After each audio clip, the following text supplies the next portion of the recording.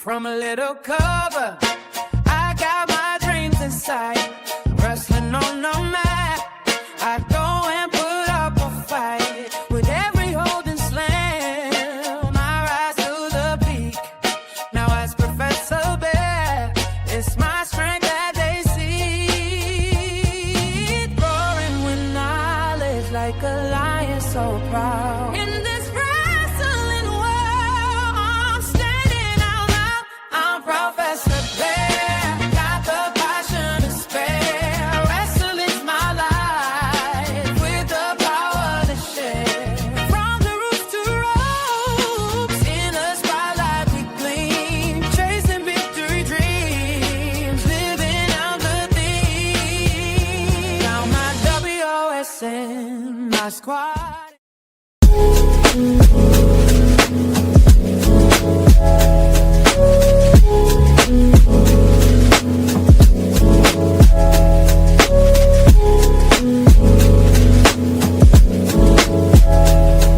Yeah. Hey, new beginnings on the cusp. Not too old to adjust. Old dog, new tricks. Remember, I was just a pup. Something dirty in my cup. Clean soul.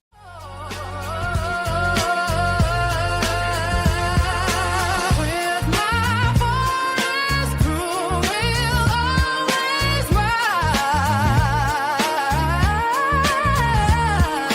In the wrestling world, one just claim the prize.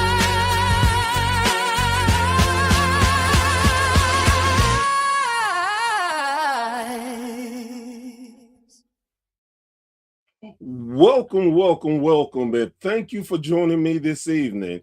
I am Professor Bear, and this is a Bear's Thought.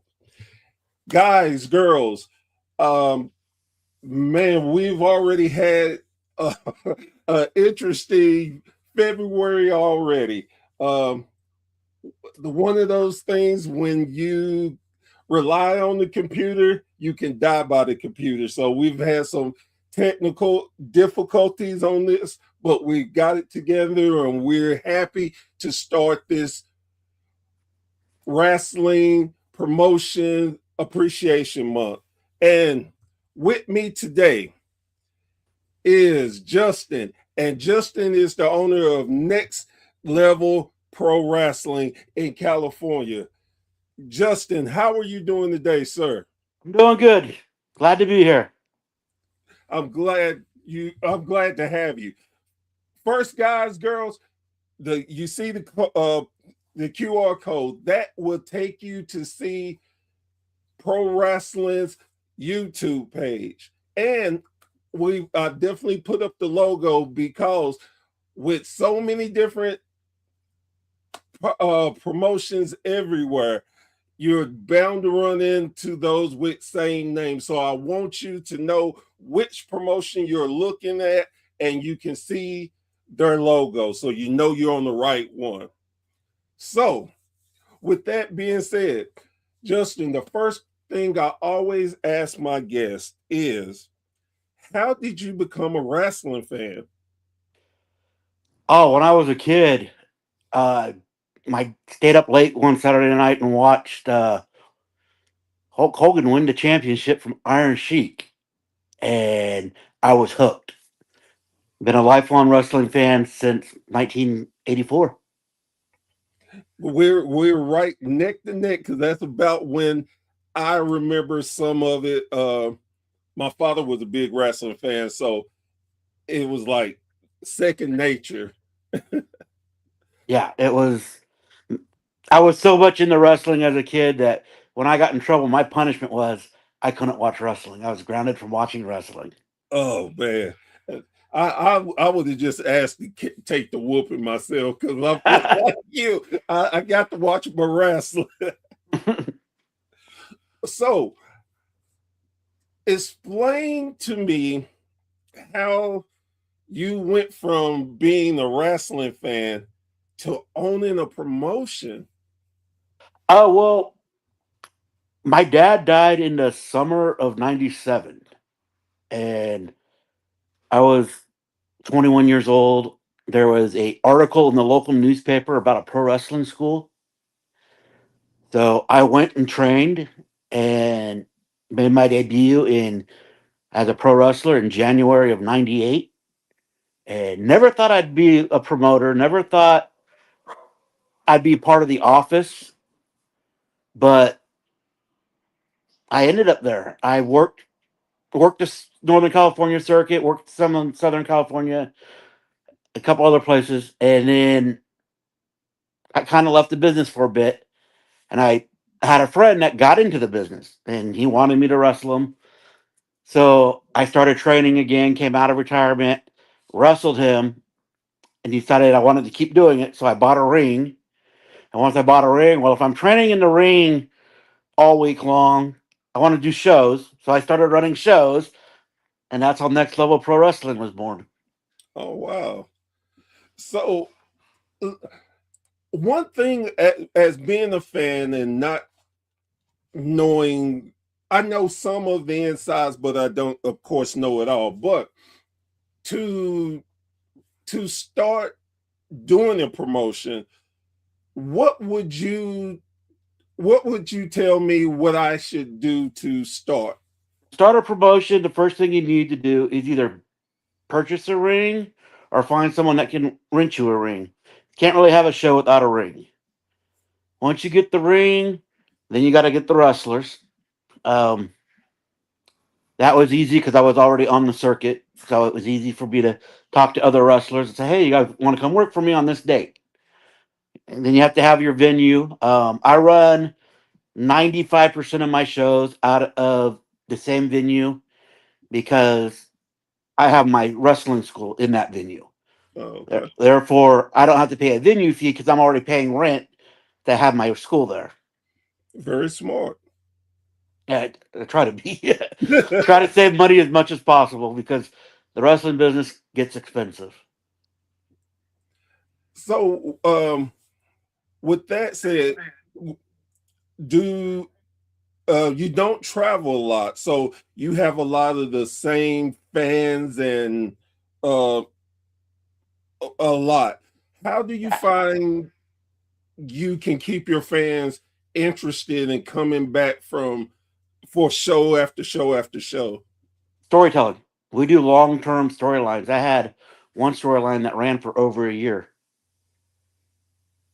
So I'm a student of the old school wrestling. I grew up watching Bill Watts's Mid South, uh, the Von Erichs down in Texas, Jim Crockett Promotions, and of course Vince's promotion. But I it was the storytelling that hooked me. You know, I wanted to see what happened next. We try to do. We're lucky. We're one of the few indie companies that are lucky because we have a weekly TV show, so we do episodic TV. Oh, that's beautiful. Yeah. So yeah, So, do you find with you being a wrestler, you have the insight of how to talk to wrestlers and be able to get them to understand your vision.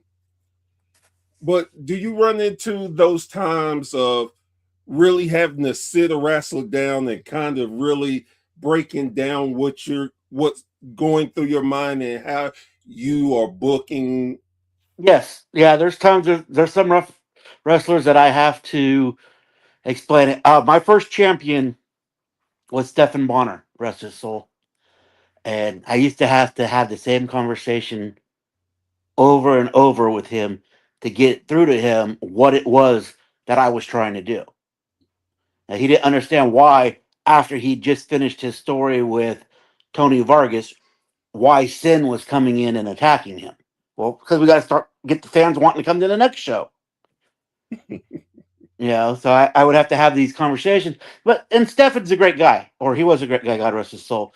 He came from the MMA world, though. He Uh, didn't come from the wrestling world. He came from the MMA world.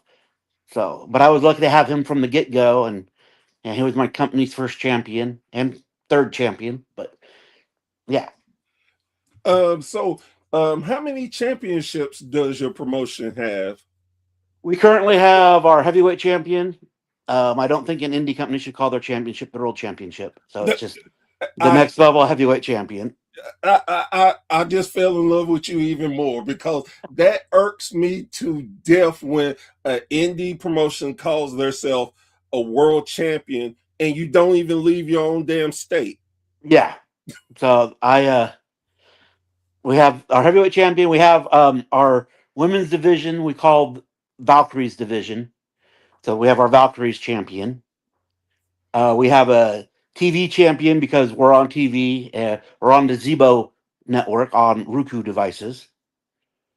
And then we have a cruiserweight champion and our tag team champions. Do you purposely make sure that you don't have too many titles? So I think we're probably at the limit of where we should be as far as titles go. When we first started, it was just the heavyweight and the tag team, and then there's so many great female wrestlers around that I thought, well, let's start a women's division. So we always have at least 2 women's matches on our monthly show, and then well, we're on TV. We need a mid card title. Let's do the television championship. And then I was getting all these great cruiserweights. So it's hard to tell a story when Sin's 450 pounds. The 150 pound, 175-pound cruiserweights can't realistically beat him. So I Right. needed to give them something to have, something to fight for. And I mean, our cruiserweights, they work hard all year. And then I picked the top 6 and I put them, because every July we have a show that's all cage matches. So I'll pick 6 of them to be in that cage match, but it's a cage ladder match. And they just go out and tear the house down. It's always fun to watch them. So like I said before, I've been watching wrestling since I was probably 2, 3, but in my entire time of watching wrestling, I've never heard of a cage ladder match. I think I'm the first, and I started doing it 3 years ago. It Okay, was just, I had the cruiserweights, I had the cage, and I'm like, well, how do I do this differently for it's not. If you're going to run a show with 6 to 8 cage matches, they can't all be the same. There has to be right. something that sets them apart. And with the cruiserweights, because of the excitement that that division brings, that's always the opening match. So I had to do something to shoot the tempo up, but give them their time for they're not getting overshadowed by everything else. So that's what I came up with. That is, and in wrestling, it is so hard to invent something so unique. And I can just sit here and picture that match. And of course, just to let you know, as soon as I'm done, I'm going to see if I can find one of them. If you go to nlpw.net, it will have a link to our on demand library, and Zebo.tv also has a link to our on demand library. All right. That like I said, it's such an amazing thing. And with people, because there are so many different wrestling out there, to have a unique match. And like you said, cruiserweights are their go, bam, energy, Yeah. energy. So just to have them in a cage to begin with and a ladder, I could just imagine some of the stuff that Yeah. these guys do. It's amazing because you get all those cruiserweight and you're like, okay, I'm going to use you in the cage match show this year. And they're like, oh, so I can go off the top of the cage. And that's what they all say first. Well, I'm putting the ladder. Oh, so I can go off the top of the cage onto someone on the ladder. It's just their creativity on what they want to do once they hear they're in it is just amazing. Man, that's so great. Do you have any wrestlers that have moved on from your company and became super big names? Uh, I don't. Well, Titus isn't a super big name yet, but Titus Alexander, who's wrestling in Japan, he worked a couple matches for me when he was still young, cutting his teeth.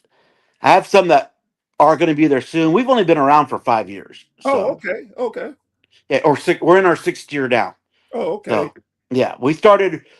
We were supposed to run our first show, and then the pandemic happened. Mm.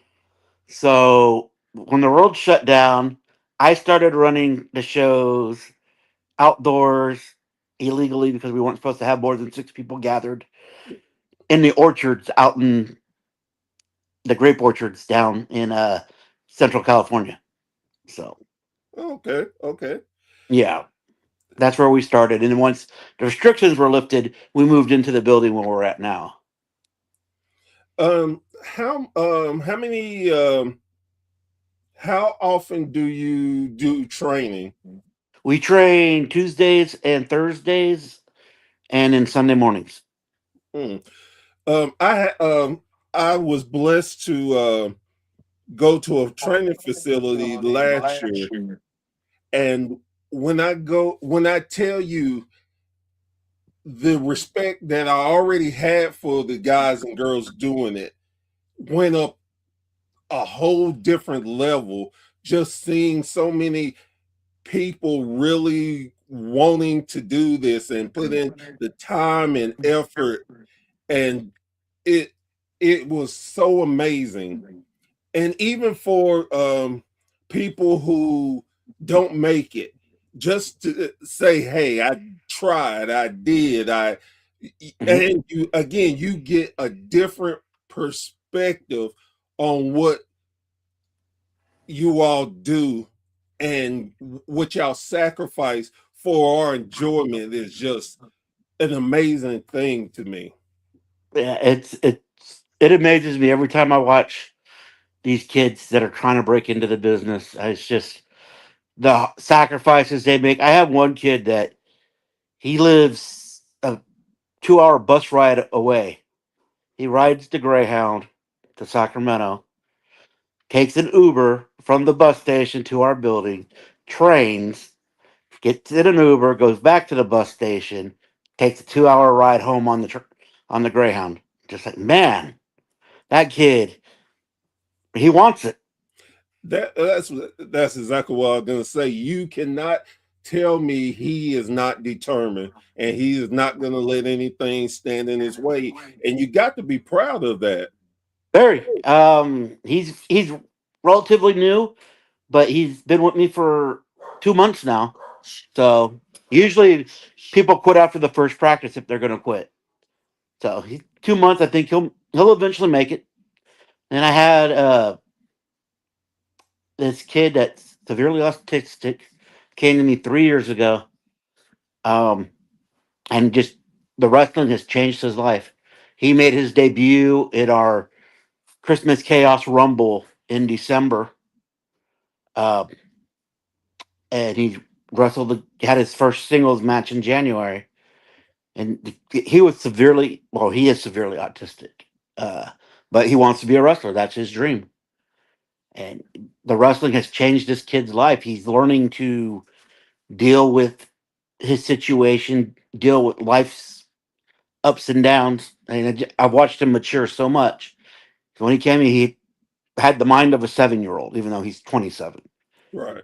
But he can do it. It took a long time to get him to be able to bend and do the stuff he needs to do to be in the ring. But he's a big, strong kid.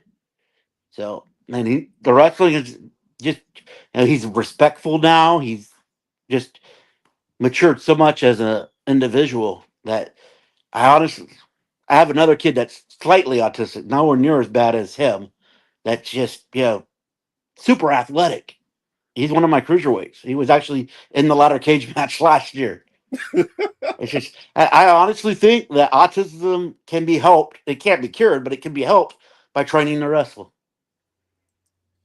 I could not imagine anything to be more prouder of than to help these guys and girls live their dream and show that a lot of us make excuses of why we won't do things. We won't get up off our butts to do. And then you have these young men who legitimately have something that could easily stop them and they won't use that as an excuse. That's just such a beautiful thing. Yes, it is. It's amazing. I get so filled with pride every time I watch them perform. It's just, man, it's amazing watching, knowing what they've overcome, and just watching them perform. It's and all everyone else that's gone through my promotion and through my school haven't just been, they all have a story, and it's just I've reunited a father and his estranged son. They're both trained under me now. Oh wow. It's just my first graduate started training when she was 16 and debuted at 17 during her Yeah. senior year of high school. So it's amazing. And I don't just use my own students. I use other people, you know, uh, I use the Stoner brothers have a school in Oakland, which is 2 hours from me. They train people. I use their students. They're my current tag team champions. They were with MLW. They've been in this business for about 20 years. Very good tag team. Um, I bring in Sam Adonis as often as I can. He's the biggest American star in Mexico. Works for AAA. Yeah, I when you said the name, I knew exactly who you were talking about. Yeah, Sam works for me. Last year he worked for me 3 times, and we discussed this year. I think he's going to work for me 10 times. Wow. Yeah, he's just that. I try to bring it in, and when Sam comes, he'll teach the kids. He'll give a seminar. He'll teach the kids. It's the benefit of having him there. He loves to teach. The kids need to hear other perspectives from other parts of the world because Sam's a world traveler. So it really, it's really good, and it helps with ratings too. Well, and see, I honestly think too, we as wrestling fans, a lot of times we have um the false thought of, well, I'm a promoter, so it's easy to get people in, and oh, I can do this and that, and we truly don't understand the work and the effort y'all put in to have Yeah, a great promotion and to you're dealing with so many people, so that's different issues, different problems, different mentalities. yes. That is the hardest part of being the promoter is dealing with all the different personalities. Yeah, some people naturally just don't get along, and being the promoter, I have to balance that and get the best out of them, even when they have to work together when they don't like each other. Right. And then just getting talent in general. I was lucky because I was a wrestler before I got into promoting, so I had that, and I'm lucky I have friends. I've met people like Sam Adonis, Malaya Hosaka. You know, people have been around the world who are close personal friends of mine that come and work for me. Yeah, Malaya was my second women's or Valkyries division champion. Christina Von Eerie was my first Valkyries Oh champion. wow. Okay. Yes, yeah. Before Christina got her concussion a few months back, she was a regular performer on my shows. Wow. And what I think I really enjoy about the indies is you can go so many different places and you get to learn.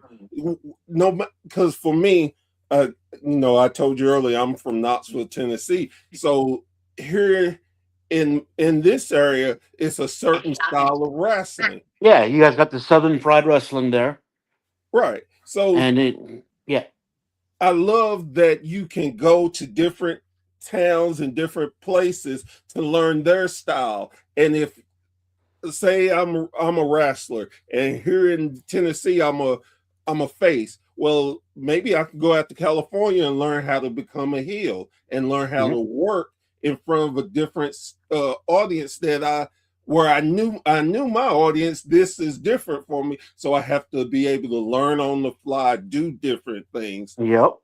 And Yeah. go ahead. I'm sorry. Yeah, just agreeing with you that yeah, the styles are different. Even out here in California, there's the West Coast style, which is a lot of, especially right now, it's a lot of Japanese influence. I don't run that way. I run different than all the other promotions around.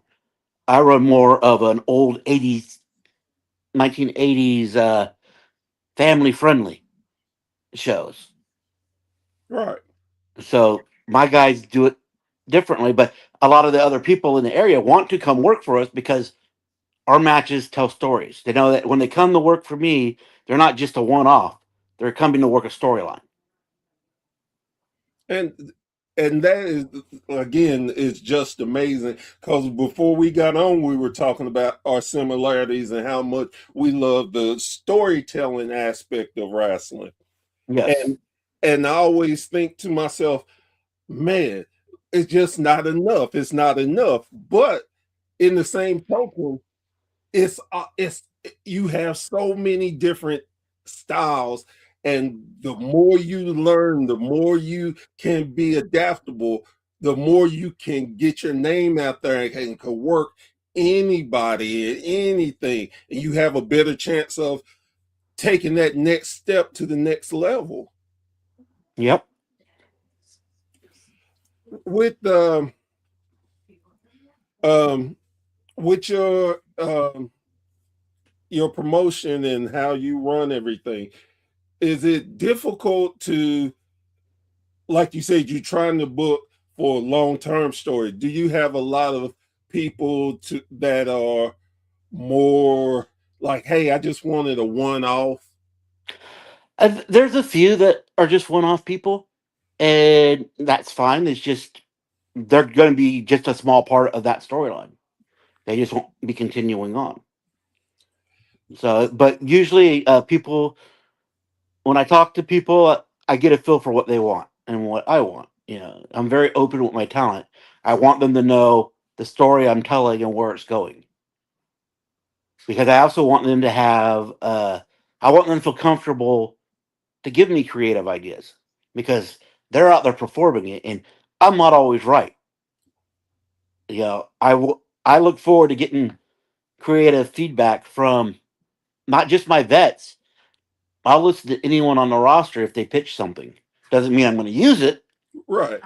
but if it's there and it's something I can build with, then yeah, it's great, because I can't think of everything. I got our monthly show is 12 matches because I got to break it into uh 4 episodes of 3 matches. Right. Right.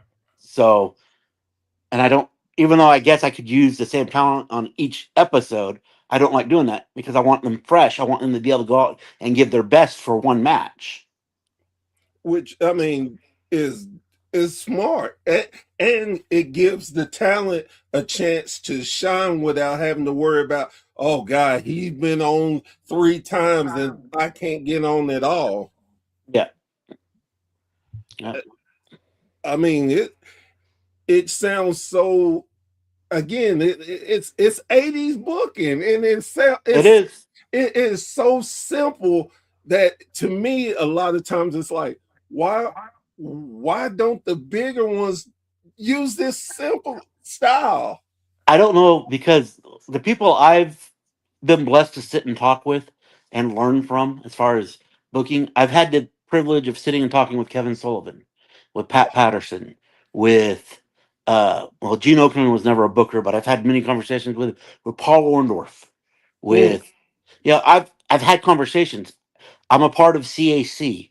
So I know all these people. I've met all these people. I've sat at bars drinking with them, discussing wrestling philosophies. So I've been blessed to get to know, hey, this is how it should be done.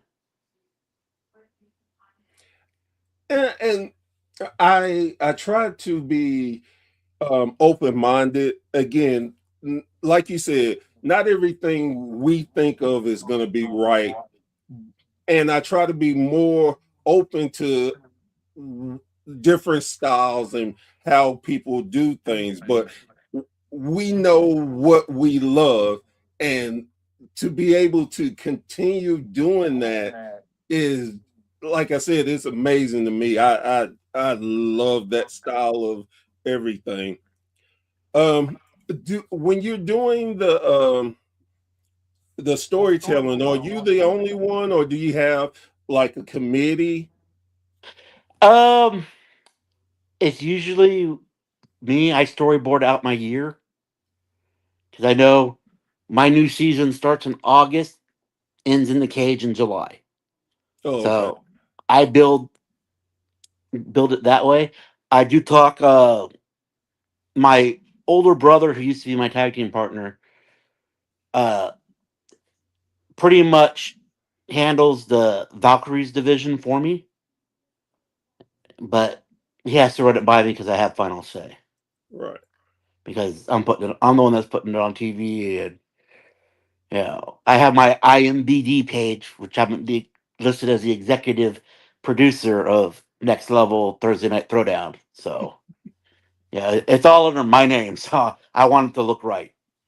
No, I definitely understand. And I think it is so smart to have other people over certain divisions, because it give you already have so much to do.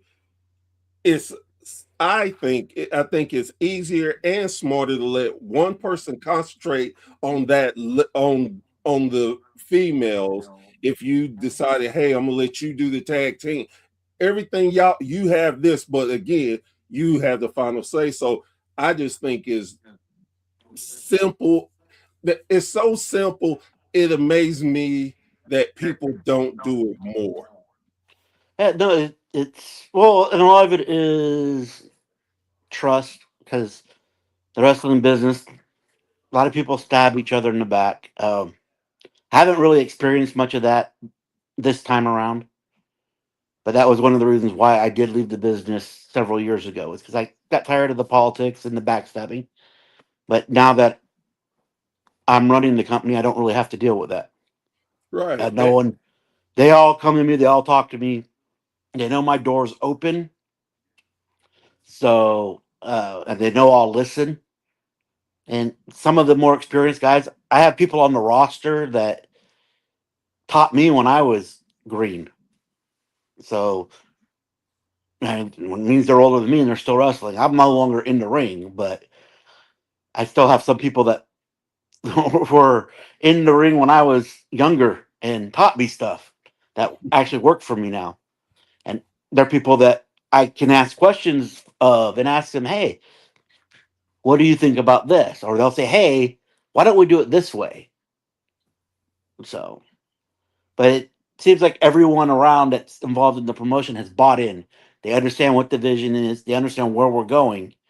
So they try their best. Like one of the guys that was a vet when I was a rookie who works for me, a wrestler slash part-time man or part-time wrestler slash manager.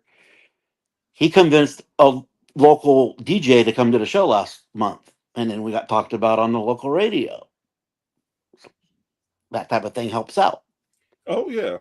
I have a contract with the city of Sacramento where they pay me to run a show and write the local. Well, the vice mayor gets written into the script for that show every year, and the city's paying us with tax dollars, but it's free to the public to come watch it because it's a political thing. See, I just have to tell you, I am super impressed with everything that we've been discussing. It's again, and like you said, wrestling can be ooh, a real dirty business, to not mince words. Yes. It's comforting knowing that a promoter is out here that still is doing it the way he loves, the way he watched, the way that he feels that the older generation would love and be proud of. It's just a great feeling, and I'm not gonna lie to you. Now I'm gonna have to make sure that I watch because it had me very, very interested in it. I told you where you could find the archives. They're on either nlpw.net or zebo.tv. Uh, Everything we've done is, I mean, just how far we've come and how much our talent has improved from when we first started. It amazes me to sit back and think about it. So, what is the goal for your promotion going forward? Currently, our goal is to get to the point where we can compete on a little bit higher level. Um, and like I said, told you before the show, we're seen in 113 uh, countries. Our Thursday night throwdown is through on Zubo. We're seen through 113 countries. We get about 160,000 viewers a week, which that sounds great if it was just the U.S., but it's spread Right. across 113 countries, so it's not really that big of a number. My goal is to get that number for just the U.S. And what I love about it too, though, is if you across that many countries, that many people are watching, then you can't help but expect the numbers to grow because Yeah, you're constantly you have to be doing something very yeah. good for that many people in different countries to watch weekly. Especially seeing how we don't dub it into any other languages. We just broadcast in English. That really says something about y'all work. Yeah, I mean the talent level. But like when I bring in a Sam Adonis or a Malaya Hosaka, they all see the way that I run it, and they see how Zebo films it. The production we get from Zebo, they're like, "Wow, you have the best production on the indie circuit." So we actually have multiple cameras. We have a sound engineer. We have, they're switching angles on the cameras. We have a professional team that actually does the filming.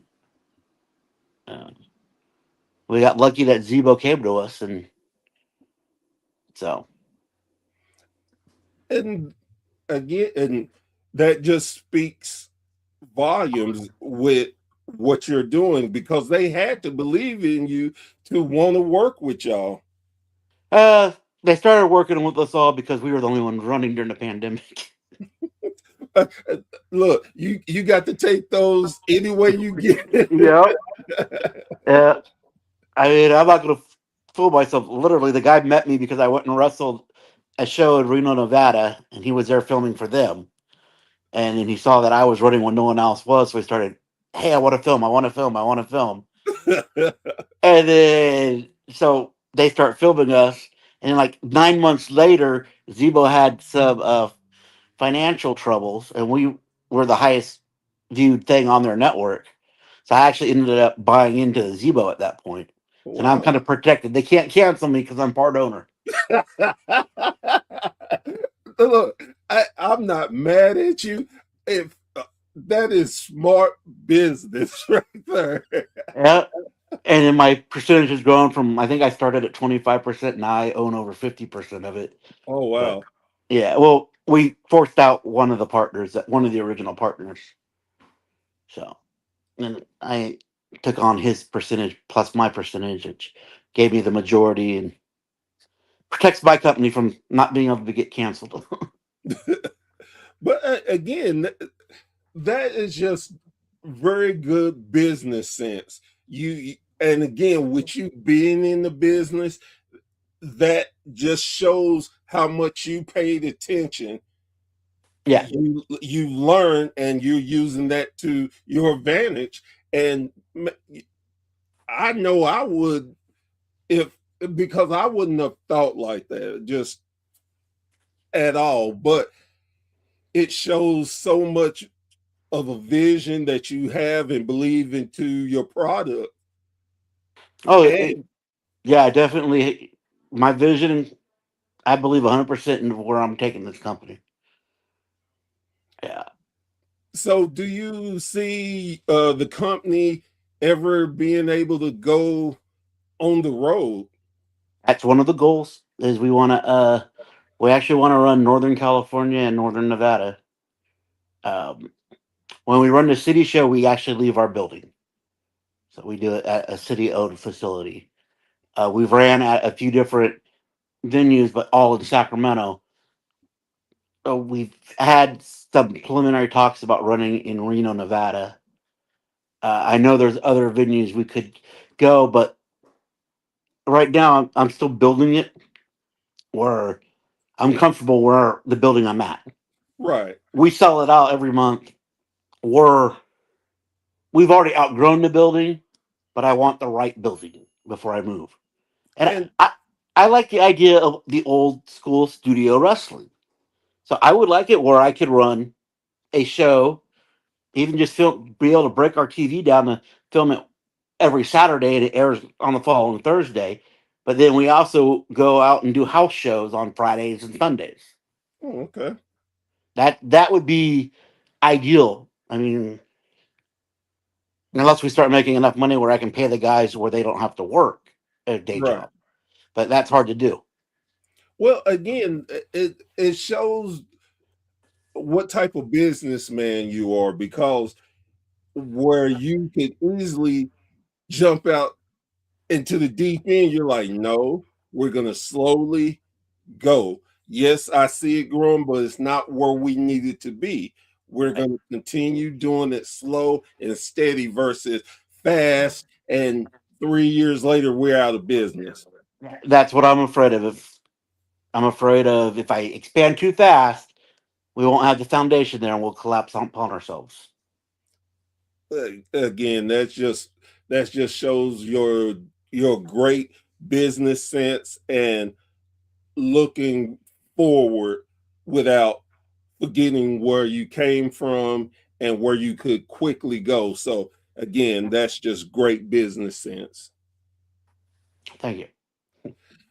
With uh with all that being said, and I don't mean to put you on the spot, and I always ask for truth. What was the first thing that ran across your mind when you saw that I asked for to do your promotion? Uh, the first thing that ran across my mind was publicity. I mean, the way I look at it is I'm willing to, I don't get many podcast offers. I think I've done three others and they were at the very beginning. So this is the first one I've done in about 3 or 4 years. Oh I wow. was like, yeah, I'm definitely interested. I mean, I'm not good at putting myself out there, especially now that I'm not wrestling. Right. And even though I'm the on screen authority figure, I try not to be on screen. I No, want it, I want it to be about the talent. I don't need to be taking up the TV time. So I don't put myself out there. right. And again, that's just sensible thinking when you can easily get caught up there. I've seen so many people get caught up in the limelight and forget why they are doing what they're supposed to be doing. Yeah. When I started off, I always, well, when I started off with a couple other wrestlers that were helping me run things. And I told them, we can never be heavyweight champion. If you're part of the office, you could never be heavyweight champion because I don't like when the booker books himself to be champion. And at the time, one of them was running the tag division. Well, he made me and Samoa and Sap the tag team champions, which lasted for 2.5, almost 3 years, but it shouldn't have. But every time that I would book someone to come in and take the belts off of us, one of them would no show. Oh wow. So yeah, we ended up having a much longer reign than I wanted. Yeah. So yeah, but have never been heavyweight champion. No one that works in my office will ever be heavyweight champion because I don't want anyone to ever say there was undue influence or oh they're just self promoting.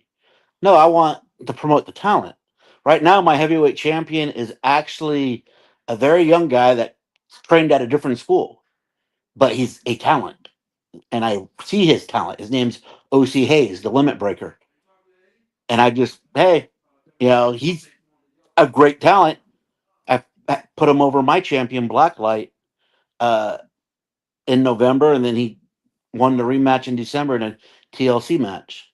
So Uh, Again, I don't want to seem like I'm just saying all these things because you're here, but it makes so much sense, and so many people don't do simple things like this.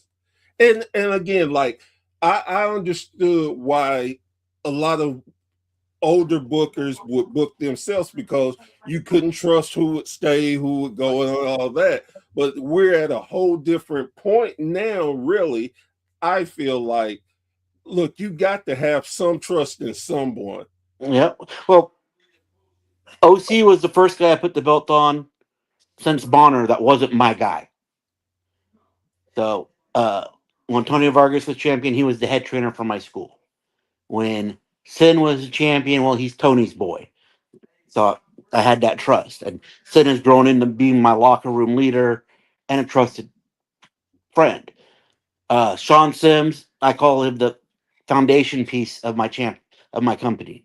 He's the guy that I know he's 100% loyal to me. When he blew his knee out and was out for a year, he did commentary for that year. He stayed involved. Uh, Godfather of Swole, well, he was my student, so I have the trust in him. Blacklight, he was my student. He grew organically. He helped the business. He helped my company grow organically. And then when I decided, okay, well, I'm gonna try an outside youngster, I sat OC down and I said, "Hey, I need a commitment. The belt's yours as long as you stay committed." And he agreed, and he changed his schedule for he's always at my show. Man, I this has been such an amazing talk.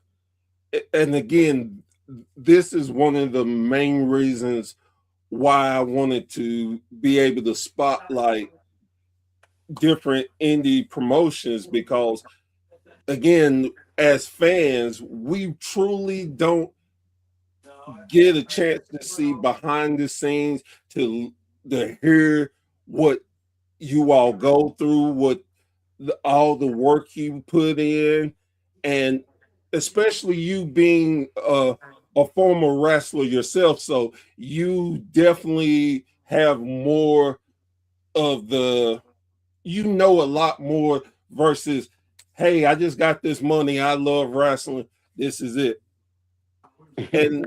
And it's such a great feeling to hear your journey and everything.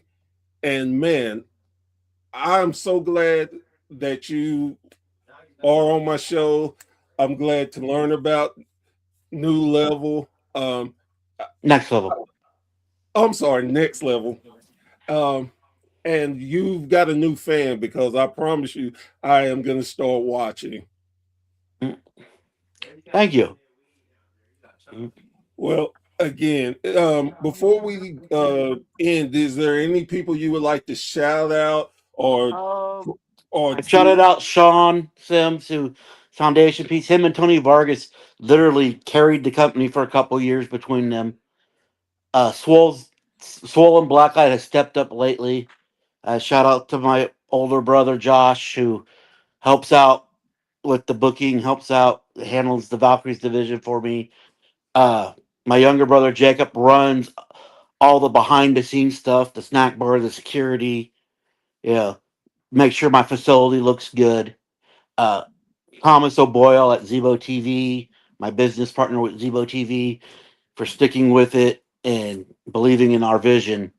And Sam Adonis, MK Bandit out of Utah, and I would be remiss not to mention Malaya Hosaka again because she's done so much for us. Well, again, I'm a person that really believes in giving people their flowers when they're just due. There's a lot of times that people never get to hear um, how great they are, the wonderful work they're doing, because it's after they're gone, then everybody wants to give praise. I believe in giving praises when people can hear them, enjoy them, and understand why you're getting that praise. You are one of the many people out there that keeps the sport that we all love alive, and seeing so much that's going to go to the future that just makes it wonderful. And I want to thank you for that, and hope that next level continues to grow and get as big as you imagine and wanted to. So thank you so very much for everything you do for the sport of wrestling. Thank you for having me and giving me an opportunity to talk about my company. It's no problem. And like I said before, you are more than welcome. Any of your talent, just have them reach out and we will work something out. Will do. All righty. Guys, girls, thank you so much for joining me around the campfire with another amazing story. This is only the beginning. We are going to be diving into different promotions from literally around the world. So, man, please continue to come and listen to it. And as I always love to leave off with, please support your local independent promotions. You never know who you will see starting out and starting their journey, and down the road they may be the world heavyweight champion of major promotions. But it is such a great feeling when you go to an indie show. I promise you, it's a different feel that the big companies cannot give you. And you actually can go in the show with money and leave out with money. It's an amazing thing, I know, but it can happen. So with that being said, I am Professor Burr. This has been a Bear's Thought, and we will see y'all again around the campfire very soon. Y'all have a great evening.